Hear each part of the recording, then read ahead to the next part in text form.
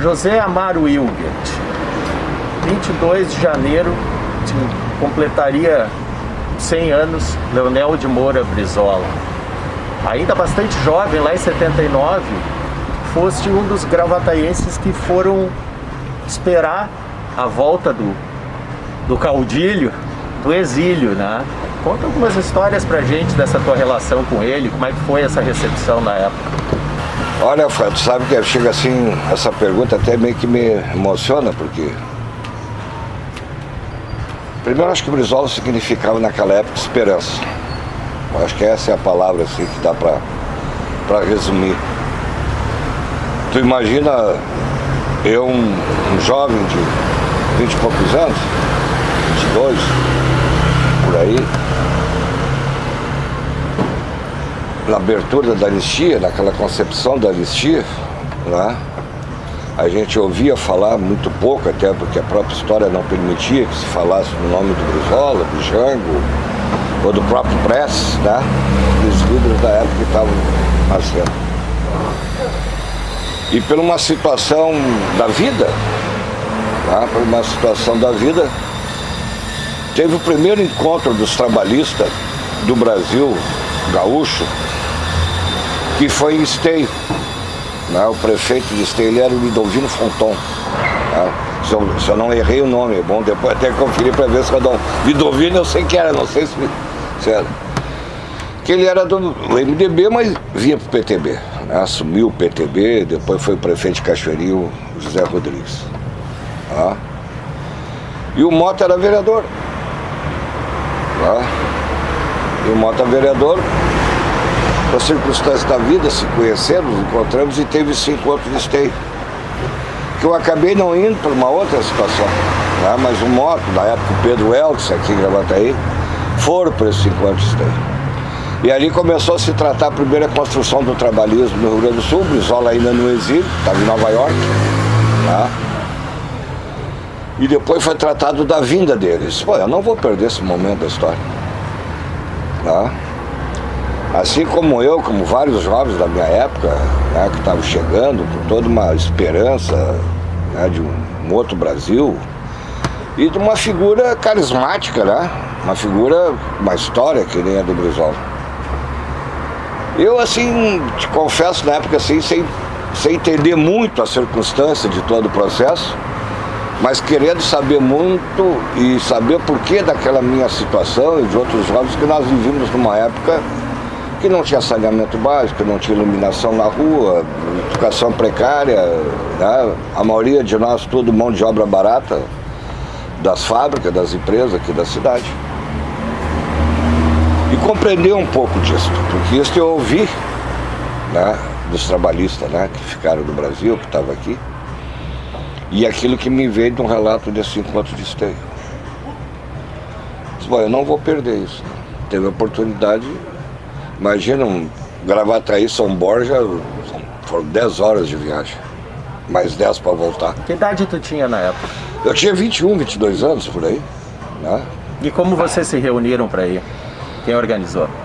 Olha, quem organizou foi vários, assim, Matheus Schmidt, Carlos Araújo, né? Alguns deputados da época que já estavam aderidos ao PTB, né?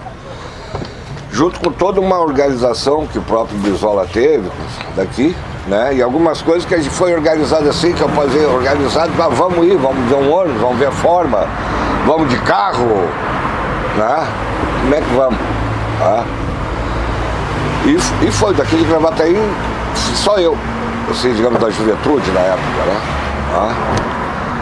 Rapaz do céu, daí tu imagina tu chegar em São Borja, na terra lá dos presidentes, do Getúlio, do Gego, aquela coisa toda, aí tu faz aquela peregrinação, né? Visita túmulo, tal, vê, acompanha a própria história do Gego, que morreu no exílio, né? Aquele processo. E fomos para esperar a chegada do Brizola. Por circunstâncias da vida, ele quis fazer o roteiro pelo início, pela terra do trabalhismo lá. E passou ali, rapaz, mas quando ele chegou, que ele saiu daquele carro, ele subiu em cima, levantou a bandeira do PTB, foi uma comoção muito grande. Foi uma coisa que marcou muito. Né? Mas a relação com ele era de distância. A relação com ele, no meu caso, assim, particularmente, era daquela figura histórica e eu, um jovem trabalhador de vila, chegando para ver, né, para acompanhar aquele processo. Nunca me imaginei, nunca passou pela minha cabeça de, no tempo, se tornar assim, um militante, um dirigente, né, mais militante, mais permanente, mais assíduo, e depois ter uma relação mais próxima, de conviver, de ser reconhecido por ele, de ele chamar pelo nome, né, ou aqui ou no próprio Rio de Janeiro, né, quando se deu o processo. Tá? Então eu te resumo nesse processo, desse inicial e talvez até hoje, o que ele significa, te digo, esperança. Brizola, se tivesse sido presidente do Brasil, o que acha que ele teria feito diferente de outros presidentes a partir da redemocratização, né? Fernando Henrique, Lula, Dilma, Itamar, Tu sabe que tem um estudo, Rafael? Collor, filhote da ditadura. Sim, sabe que tem um estudo, mano. Eu acho que até tem esse vídeo, né? Eu vou tentar te mandar até para permanecer lá na... Eu acho que lógico que eu acho que ele faria várias coisas, tá? Tem as coisas essenciais, como a educação, a inclusão social, manter o direito do trabalhador, manter todo um processo, né, de inclusão, né, da vida social, da inclusão da vida, né, dos mais pobres, porque e aí eu preciso dizer isso, preciso vincular os 5 temas do trabalhismo que tem, tá? Que o primeiro é com a criança, né, desde a gestação, tá? A juventude. Segundo, com a mulher, né, os direitos das mulheres contra o feminicídio, contra todo o combate à violência, os direitos iguais de trabalho e salário, né, as mesmas oportunidades. Né. A segunda com os indígenas, a terceira com os indígenas, né, todo o povo indígena, né, os primeiros povos, né, os povos remanescentes.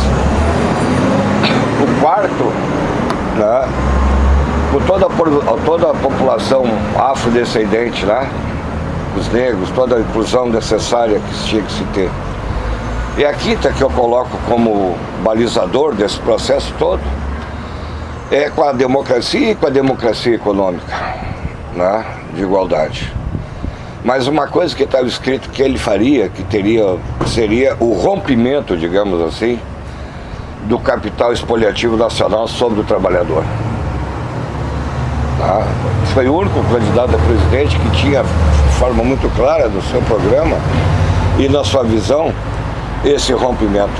E não era um rompimento com o capital, né? Porque hoje seria uma grande utopia de imaginar que não fazer a revolução socialista.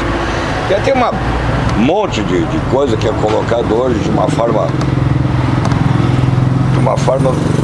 eu tenho que achar a palavra mais correta, eu acho de uma forma bestial, né? Achar que todo humanista, só por ser humanista e defender o humanismo, é comunismo, né? Senão 90% da população brasileira seria comunista, né? Não, as pessoas são humanistas, né? E dentro desse humanismo, claro que vem correntes e vertentes históricas que sempre foram defendidas pela esquerda, mas também tem vertentes que são defendidas pela direita, assim, mais liberal, né? E mantendo os princípios da inclusão social, tá? Mas seria esse rompimento. Isso seria certo. Realmente a questão dos bancos, a questão da exploração, tá? Teria esse processo que seria, com certeza, eu acho que seria o marco. Que nenhum candidato em 89, nem o próprio PT, colocou isso no seu programa de governo. Hoje se repete. O próprio Lula coloca hoje que não vai ser bem assim, mexer nas reformas da CLT, como foi feito. Vão fazer ali reparações. Bom, mas que reparações são essas? A reforma trabalhista ou da CLT foi feita para se imaginar para criar emprego. E não foi criado nenhum emprego. Né? Dificultou até o acesso à justiça do trabalho de alguns trabalhadores. Por que o Brizola não foi presidente? Faltou partido. Se nós pudéssemos olhar primeiro, não foi presidente. Primeiro teve uma razão anterior, né? A ditadura e os militares sabiam, o próprio capital, né? As elites nacionais sabiam que a chegada do Brizola seria essa ruptura, tá? Então adiaram constantemente as eleições diretas, tá? Que deveria já ter sido lá por 82, né? Ou 86, tá? E até porque eles não tinham um nome. Não tinha um nome que unisse esse processo, né? Não tinha um nome que lhes garantisse manter o status quo, né, do capital. Tá? E aí se deu em 89. Porque o Collor, na verdade, virou a peça do peão do xadrez do momento do regime. E o regime sabia disso. Só quem não sabia era o Collor. Embora vindo desse processo. Tá? Ali, acho que faltou, e como eu sempre disse, faltou o PT e pro Lula um pouco de humildade, de reconhecimento da história, tá? De deixar compreender que o Brizola tinha que ser o protagonista do processo. Mas também não dá para hoje, também a gente faz uma avaliação, naquela época também o PT não tinha PT em todo o Brasil, como não tinha PDT em todo o Brasil, tá? Mas em todo o Brasil tinha uma CUT, todo o Brasil tinha um MST, todo o Brasil tinha umas lideranças de base, principalmente ligadas, né, à igreja, tá? Que eram progressistas, só progressistas, que levaram o nome do PT. Faltou partido, né? Para nós, o nosso entendimento naquele momento ali, faltou ter partido. Nós éramos 23, 24 estados, não me recordo no momento. Nós tínhamos partido organizado do Rio Grande do Sul, do Rio de Janeiro, Santa Catarina, Paraná e mais alguns estados, ou seja, de todos nós tínhamos 9. Né? E não te esqueça que a lei eleitoral da anistia, para 82, eu fui candidato a vice-prefeito, né? Com Mota, candidato a prefeito, tinha sublegenda, né? O próprio Lula para concorrer a governador em São Paulo, como o Brizola para concorrer a governador do Rio de Janeiro. Muitos de nós concorremos a prefeito e vice-vereador porque a lei exigia que tinha que ter candidato em 9 estados da federação de vereador a governador. Né? Faltou partido. Tínhamos grande nome, mas faltou partido.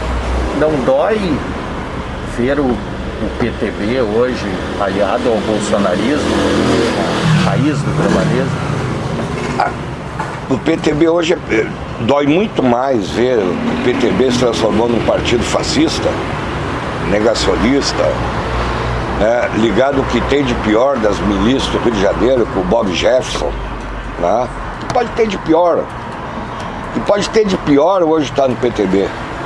Eu até, pela história, aí não quero ficar colocando o nome, até porque as pessoas têm o direito de, né, se defender, até porque não é uma acusação.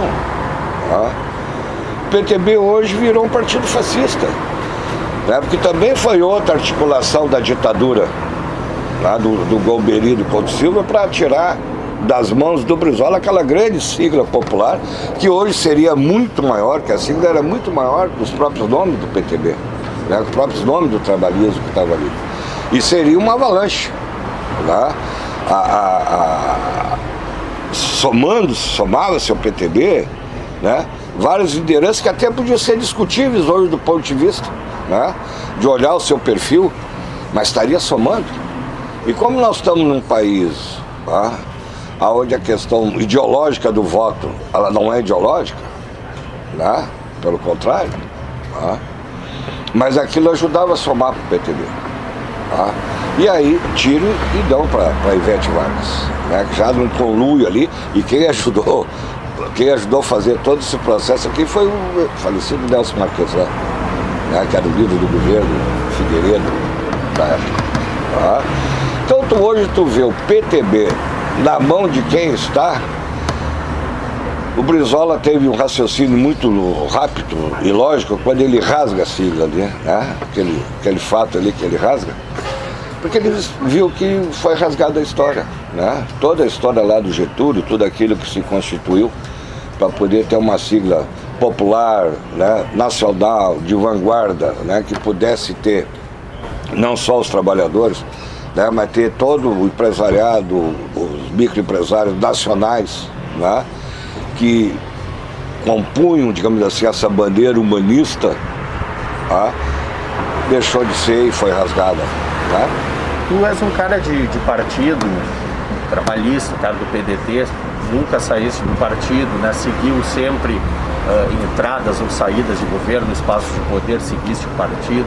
Como está o PDT hoje, nacionalmente? Brizola gostaria do PDT hoje? Onde o PDT vai estar na eleição? O PDT vai estar onde sempre esteve, dentro do campo popular. O PDT sempre vai estar na linha de frente de vanguarda, né? Na defesa do Brasil, na defesa da soberania, da defesa dos direitos sociais dos trabalhadores, do desenvolvimento nacional, né? Por um outro mundo melhor. Com certeza, se o Brizola não só ele estaria na vanguarda desse processo, como seríamos muito maior do que somos. Tá? Tu sabe, o Martinelli, que o Brizola tinha uma coisa que nos chamava muita atenção de nós jovens, e não jovens, né, naquele momento. Ele nunca, mas nunca, em nenhum momento, titubeou da responsabilidade que ele tinha, né, perante nós e perante o Brasil, do que seria um partido de massas e um partido de quadro. Né? Porque antes a gente imaginava, né, que tinha que ser um partido de quadros, né, de quadros políticos. Né?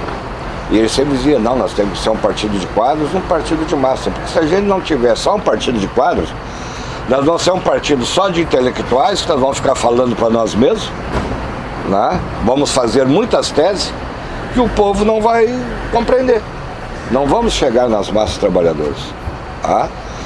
E nos tornamos um partido de quadro e um partido de massa. E esse também era um grande medo das elites, tá? Sempre tiveram. Tá? Então, com certeza, o Brizola estaria nesse ponto e nós vamos também estar nesse ponto, junto com o Ciro Gomes aí, presidente. Por que, como brinca o Frei Beto, por que a esquerda só se une na cadeia? Pelas suas próprias incongruências. Tá? Pelas próprias incongruências. O próprio Frei Beto, eu vi um texto do Frei Beto esses dias, que ele coloca que o próprio marxismo não tem mais a mesma importância. Tá? Que eu discordo, tá? Em algumas coisas ali, mas ele também faz um raciocínio lógico. Eu acho que isso se deu, e até hoje vira isso como uma provocação, né? Porque na cadeia tem que se unir, né? Tu não tem outra saída, tu tá preso, né? Se une ali. E exatamente eu acho que as diferenças que teve naquele momento, né, de como combater a ditadura, né, das várias organizações que se teve, antes disso, das várias organizações, né, também de partidos. Olha o exemplo que o Uruguai deu, né, na construção da Frente Ampla. Né? E dentro da construção dessa Frente Ampla tem um programa comum a todos, que hoje o próprio candidato da direita que ganhou a eleição, ele manteve as políticas de Estado, inclusive as econômicas. Tá? Mas a gente ainda tem uma esperança, né, que um dia se possa se constituir uma frente, se for necessário, tem que deixar isso claro, se for necessário, para combater o mal maior. Agora, eu não posso querer construir uma frente determinando quem vai ser o cabeça dessa frente e determinando como é que vai ser o programa econômico, tá? Ou o programa de governo. Porque aí tu não constrói frente, eu construo uma frente para mim me eleger, né? Não uma frente que possa dar ao povo brasileiro a oportunidade de construir, não uma mudança, porque mudança, Rafael, qualquer eleição de qualquer partido, em qualquer momento da história, tu pode fazer. Bom, fazer transformações, isso leva muito mais que uma eleição, leva muito mais um tempo. Tiveste a experiência do governo aqui em Gravataí, com o governo Mota, né? O governo do PDT, um governo trabalhista. Quais foram os feitos e limites que vocês tiveram naquela época? Bom, acho que os primeiros feitos é nós ter chegado lá, né? Da maneira como nós chegamos, com uma figura política e politizada, né, que Mota sempre foi, vindo das classes trabalhador, vereador, sapateiro de profissão, né, reconhecidamente no meio que já de base também com esse trabalho. Eu acho que nós todos naquele momento assim, muito sonhador, achando que a gente podia fazer tudo, depois deu para ver que não dava para fazer tudo, né? Eu acho que o primeiro passo que a gente se constituiu assim, de provar que pode se governar, deve se governar com lisura e transparência, né? O que é lisura e transparência? Sem nenhum tipo de acusação de corrupção, né? De chacotagem, desse nível assim. Passamos 4 anos, né, limpo.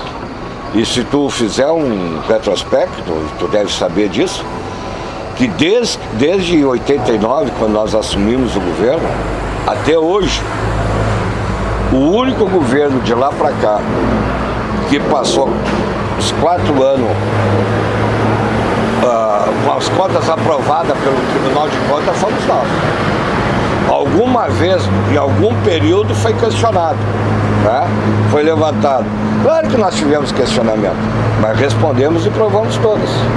Tá? Agora, para nós, com certeza, aqui foi saúde e educação. Saúde e educação, porque é o passo, né? Aquilo que te garante, a mola propulsora.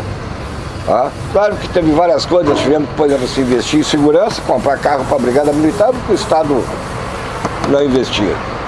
Tá? Na época nós não tinha nem a possibilidade legal de ter uma guarda municipal, por exemplo. Se nós tivéssemos, teríamos feito. Tá? Reformamos e ampliamos toda a unidade escolar. Gravataí, depois de Porto Alegre, é a maior do estado. Tá? Investimos na construção de creche, pegamos o município naquela época, Rafael, com 2 postos de saúde. Tá? Fizemos mais de 20. Demos o pontapé inicial da construção do pronto atendimento, tá? Que era ali na Rua do Borriçu, quando se iniciou, do pronto atendimento. Quer dizer, todos os processos que iniciou aqui hoje, outros estão sendo ampliados, tá? Ou até como outras coisas novas, iniciou no governo do Mota, iniciou no governo do PDT. Tá? A própria questão da legislação do transporte público, a primeira legislação do transporte público, transferir, mostrar para a população a diferença dos ônibus, tá? Que era intermunicipal e municipal. Tinha a lei do chassis ali, tinha ônibus com chassis de 50 anos. Botava uma carcaça reformada em cima e botava para rodar. Não tinha horário, não tinha disciplina, não tinha uma tabela, não tinha uma série de coisas, tá? Que foi a partir do nosso governo que começou a se consolidar e dar maior transparência.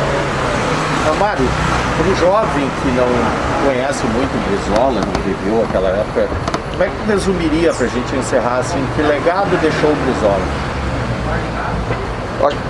Deixou o legado da esperança.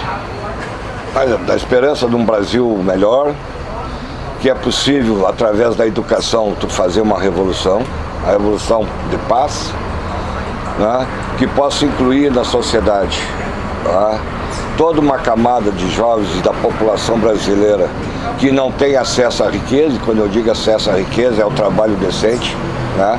trabalho do homem, da mulher, do negro, do jovem, né? Que a criança possa ser incluída. Porque se tu olhar o mundo todo, né? Para poder ter seu desenvolvimento, para ter justiça social, foi através da educação. Sabes bem que a própria Finlândia, a primeira avenida asfaltada que a Finlândia teve foi em 1960. Né? E hoje a Finlândia porque percebeu que não seriam todas as grandes obras que fariam a inclusão. Né? Seria a educação. Porque ela também, a educação, ela te dá, amplia não só a tua capacidade de conhecimento, mas tua visão crítica, né, da sociedade, e dos governos e dos partidos. E faz também, né, que a sociedade participe da vida política, faz que participe dos partidos políticos, até que constitui partidos políticos, independente de uma classe política que está aí há muito tempo. Tá? Eu acho que ele deixou um legado para mim. Eu te digo uma coisa, Rafael. Ter tido esse privilégio de ter convivido, né, com o Brizola só nos garantia que realmente ele era toda essa figura que a história própria colocou e que muitos até combateram. Tá? O Brizola só queria uma coisa, de tudo. Tá? Ele queria que o Brasil fosse um Brasil soberano, um Brasil com inclusão social de todas as camadas, um Brasil que não tivesse criança morrendo com fome, tá? Não tivesse idosos na rua, que não tivesse ninguém morando na rua por falta de uma moradia, que não tivesse ninguém pedindo esmola ou pedindo nos restaurantes ou batendo nas casas para pedir para comer porque teria o acesso ao trabalho, ninguém morrendo nas filas dos hospitais e das calçadas por falta de saúde. Tá? Ninguém sem cultura, tá? Acesso à cultura, se pudesse combater a discriminação e a intolerância, essa intolerância que hoje nós sofremos aí no dia a dia, tá? ou ela sendo pela cor da pele ou por sua opção sexual, tá? Como ele dizia, cada um tem a sua opção de amor. Quem somos nós para discutir a concepção do amor? Tá? Então, quando tu consegue ter essa sensibilidade e de passar para dentro de um partido que nem o PDT, que tinha o PTB, que tinha até suas concepções dessas próprias intolerâncias em função de culturas da época, e ele dizer, não, nós temos a concepção de amor. Quem é nós? Tá? Quem sou eu para duvidar desse processo?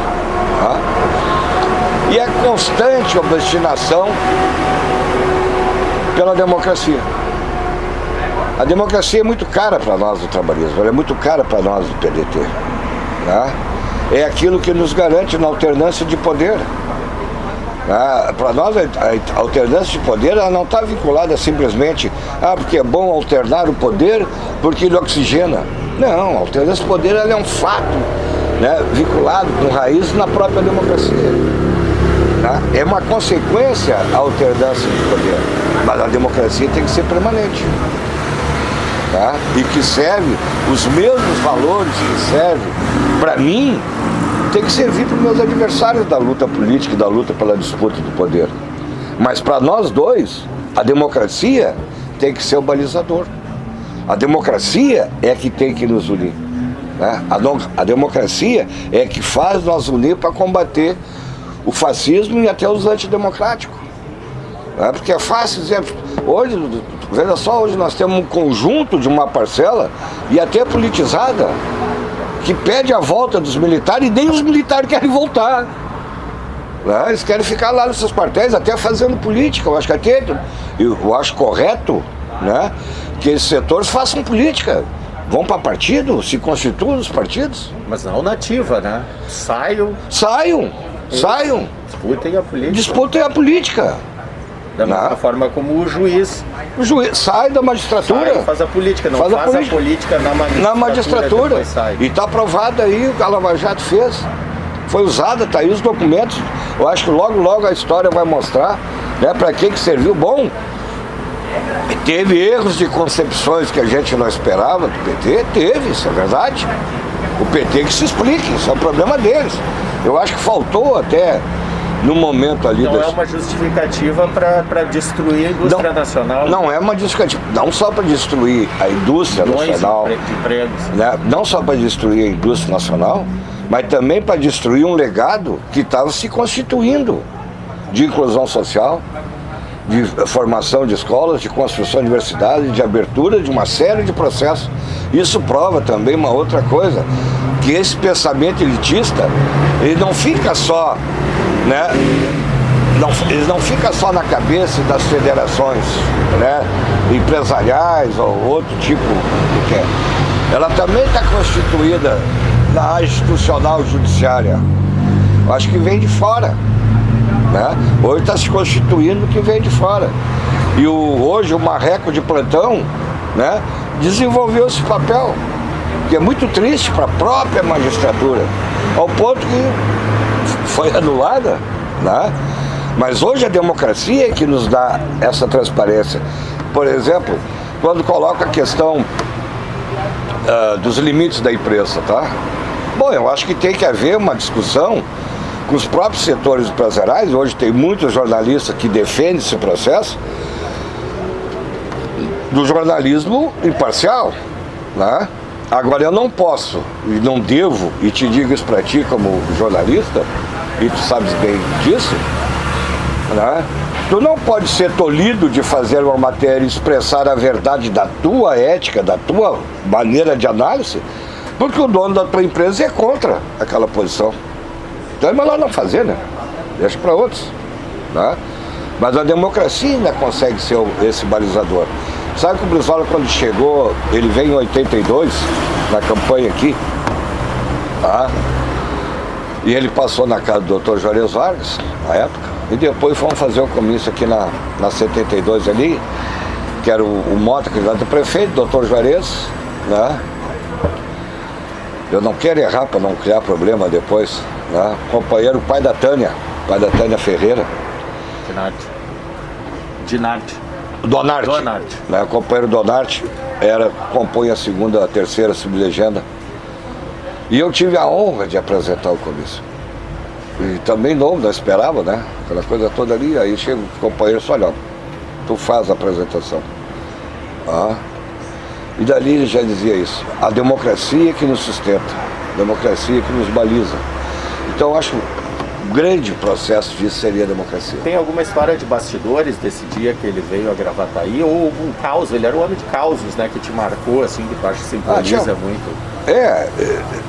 O Oswaldo primeiro era um homem, embora não parecesse, ele era um homem muito simples, né?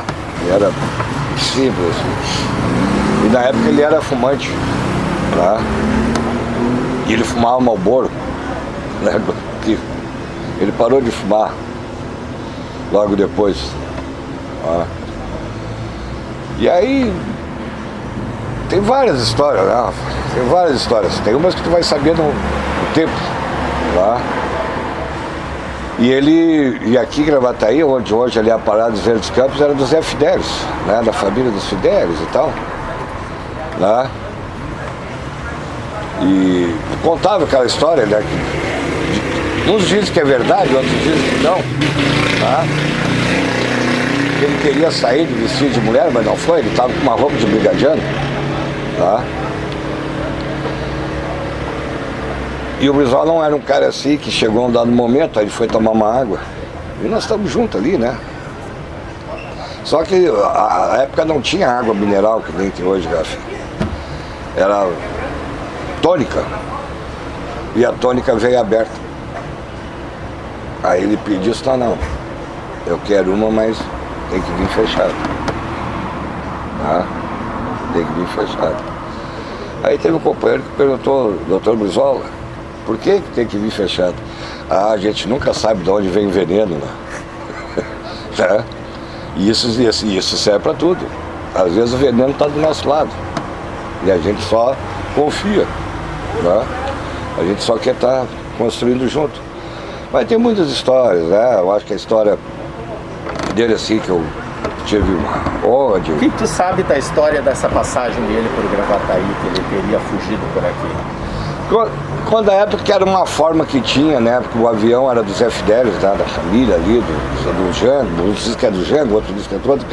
Quando ele foi encontrar o piloto lá, que era piloto do Jango, tá? Mas são histórias mesmo, assim, o que eu ouvi é o que todo mundo ouviu, né? Que era uma forma também mais segura para ele, né? Porque eles tinham uma propriedade aqui, né? A Juliana Brizola, o próprio Coronel Daut, né? Pai do Alfredo Daut, né? Jornalista Alfredo Daut, tá? Que tinha uma propriedade aqui na 107, né? Foi uma forma assim que foi encontrada na época, tá? Então que nos chama a atenção, tá? Tu imagina assim, para mim, um dado momento da história, quando ganha a eleição, o Sereno Chese escalou 25 pessoas, assim, mais ou menos 30 da juventude para ir para o Rio de Janeiro. E eu fui um deles, né?